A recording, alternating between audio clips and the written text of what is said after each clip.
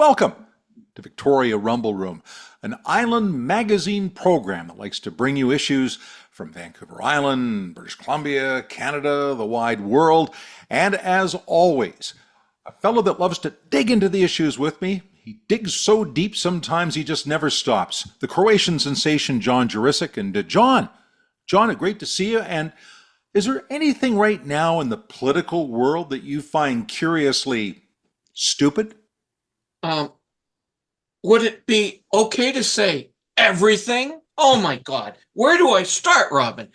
Okay, let's start here. How about the EB government strategy around decriminalization of dangerous drugs? Now that was stupid. What were they thinking? No thought to public safety as addicts began smoking crack and meth inside BC hospitals. We had junkies shooting up in schoolyards, parks, public places, and it took weeks for the province to get the feds to change the laws to again stop public drug use. This dumb, stupid policy didn't help addicts. And folks can criticize me for saying these words, but it didn't help the intended client either. It didn't help addicts or the public, and the NDP has suffered in the polls, Robin. And we can see that very clearly right now. There's a new poll out with Yorkville Strategies, and it points very clearly to the BC Conservatives, that upstart party, nosing ahead of the NDP. I realize it's just one or two polls that are showing this, but it's a trend line the NDP definitely are concerned about.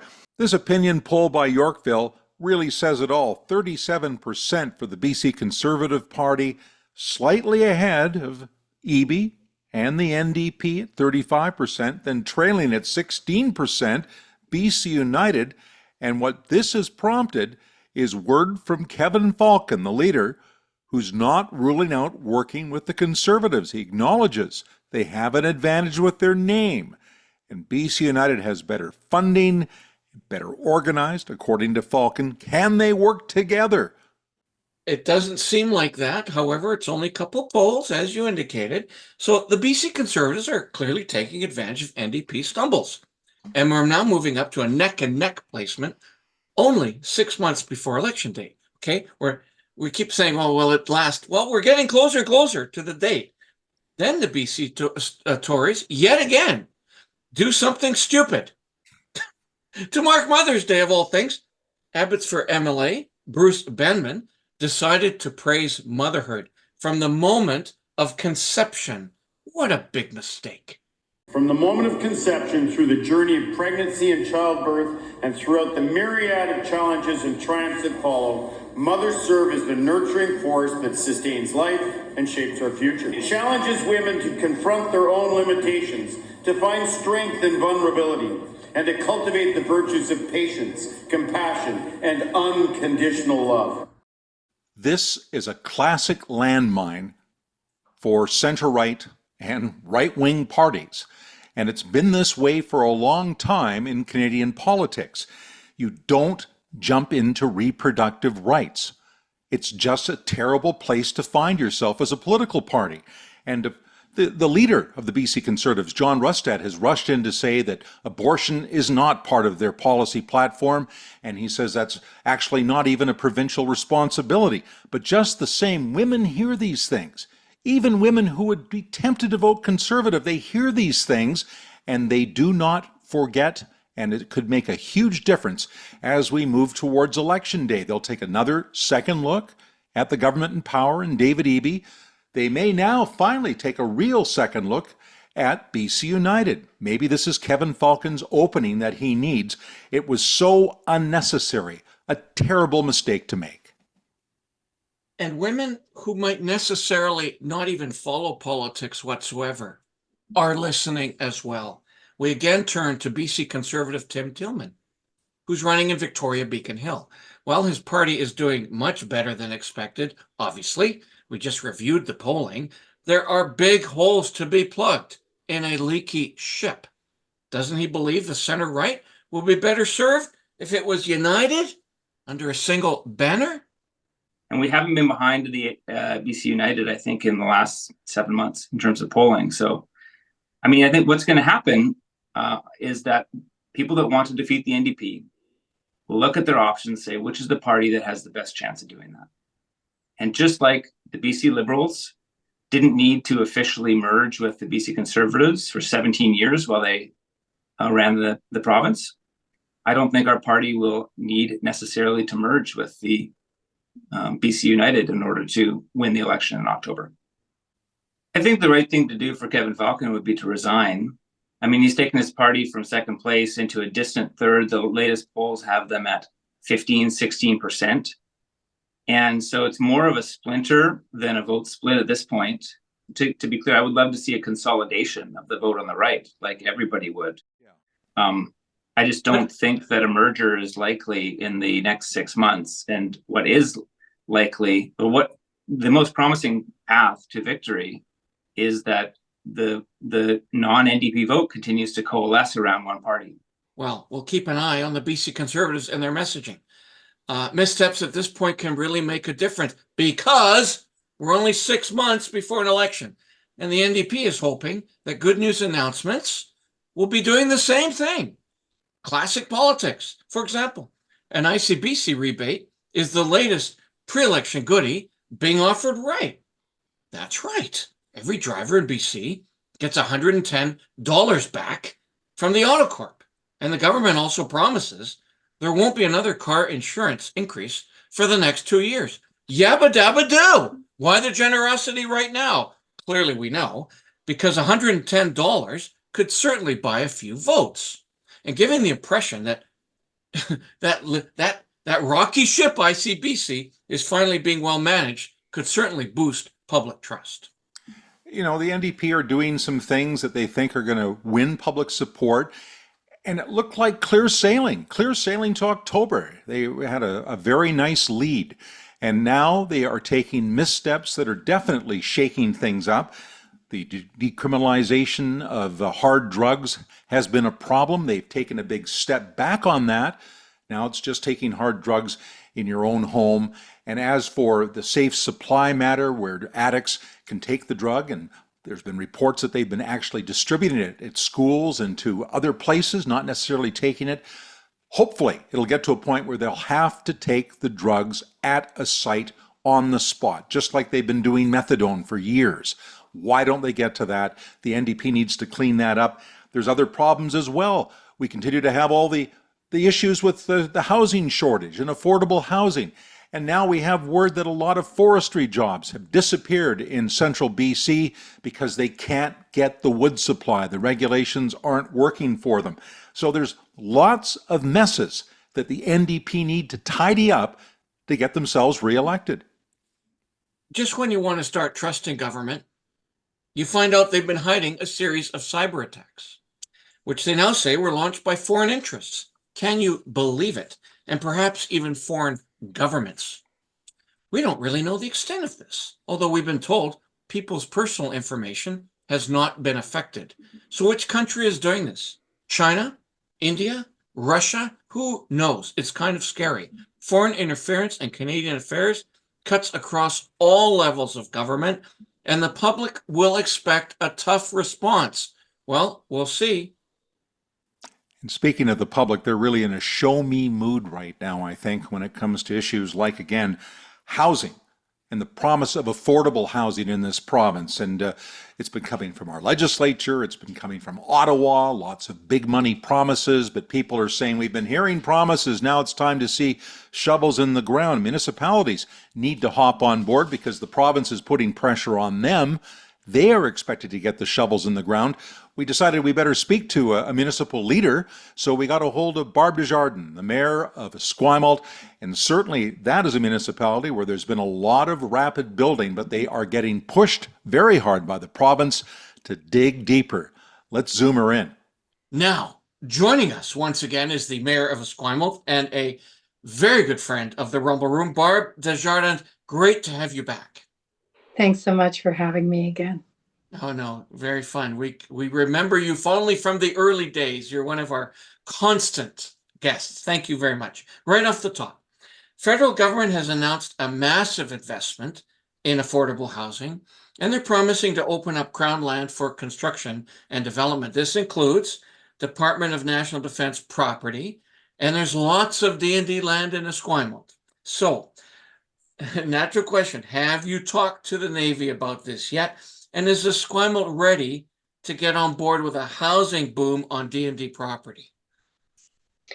Well, as you're aware, that's federal property, and they can do what they need to do and desire to do. So anything that the Department of National Defense can do to house and help members, I think it will only help with recruitment and retention of members.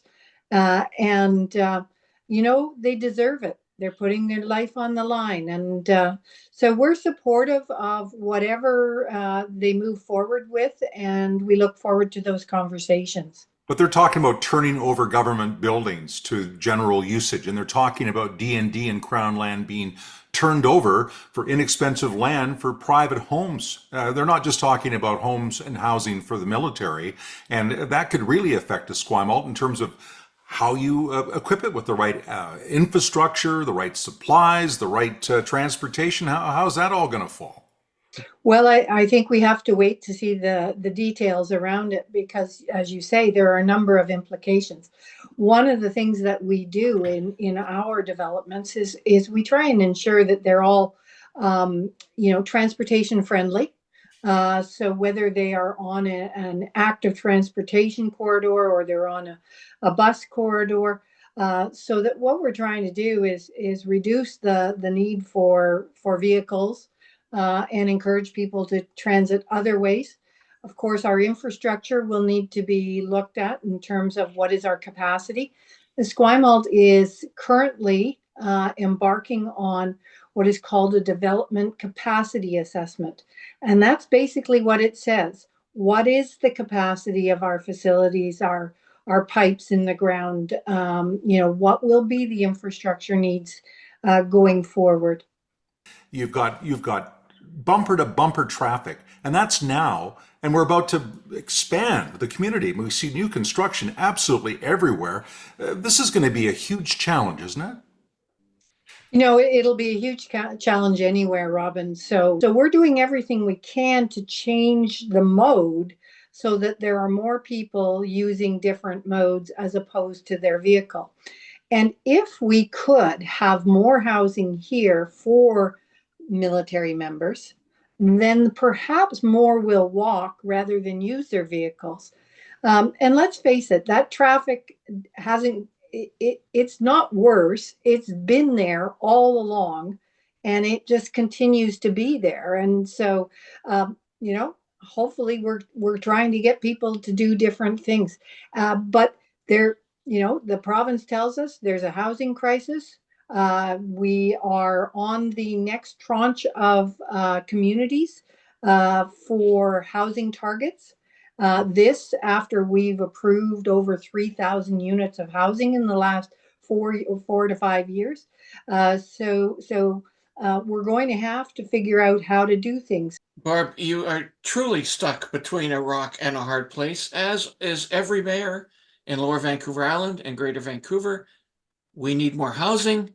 We need more affordable housing. There's less space to move around. This is stuck. So here, I'm going to go into a very specific project in your municipality and talk about a new building approval that's getting a lot of attention. Your council has approved a 26-story tower on Esquimalt Road at the site of the Carlton Building. This raised a lot of eyebrows from neighbors who say the community plan only called for buildings as high as 12 stories. They say that you found a loophole, or your council found a loophole to approve the project. What's going on? What's the reality here? The reality is that that zoned C2 land, which when the OCP came forward and was approved in 2019, ended up not having a floor area density. So there was no specific density required for that zoning. It is not a loophole. It was there. We have never had anyone else come forward and utilize that on this kind of zoning. The developer, having done a lot of preliminary work, looked at that space and determined that rather than mass out that structured area, that whole area at potentially 12 stories or whatever, which would have been a huge massing of a building. They decided to intensify the density by going up. So does this open the door to others to come in and build more 26-story buildings? Is Esquimalt going to become a high-rise area in Greater Victoria? Well, what council has done because of the angst in the community over this is we have requested that staff bring back a report to limit things within this zone to 12 stories until we've done the OCP review that has to be done for the province. That needs to be done by next year. So within that will be that discussion of what is height appropriate. But let me also say that the public input that we received was easily 50% in favor, as well as 50% or potentially less against. We need to desperately provide housing in the region. This is a place where people will be able to walk, take a bus, get around. They're close enough to Victoria. It is a commercial node for Esquimalt. It's on cycling lanes. So it is an ideal place to put your density if there was a place. And so, yeah, we continue to get positive and we continue to get challenge around it. It'll be interesting as we go through the official community plan, and also with the province telling, continuing to push for communities to build more. How does that all work out? Always great to talk to Barb Desjardins. She's a veteran mayor, veteran politician, and she cares about her community. She cares about the region. So we'll see what happens in terms of all the building that's going on, and really how the public reacts to it. Suddenly having giant homes and giant houses and giant buildings right around your neighborhood. It's going to take some getting used to, but I'm sure that Barb Desjardins will be carefully overseeing that as long as she's holding that mayor's seat. And John, on that happy note, it's pretty well time to wrap another Rumble Room. Perhaps you could again tell the folks how they can follow our show, support us, be part of the Rumble Room family going forward. Robin, since we started, I've always started off this listing and summary with our Facebook page and indicating that, in fact, that's the sort of the mothership of our digital platforms. And frankly, in the last 6 months, that's changed. Twitter has become the powerhouse engine for the Victoria Rumble Room. Exactly. X, big time switch. So I'm going to switch it up for the first time since we started and start with come and join our Twitter/X platform. Obviously, we're still on Facebook, and we have everything on YouTube, which also is starting to percolate with more interest and more members. We're also on an audio podcast. You could listen to us as opposed to watching us, which is fun in of itself. We have Instagram, we have TikTok, and as usual, and no matter what platform you see us through, I will always remain your Croatian sensation and whistleblower at any time that I can be for every occasion. And John, I'm Robin Adair, and my major task in life is to cheer on John and rumble on.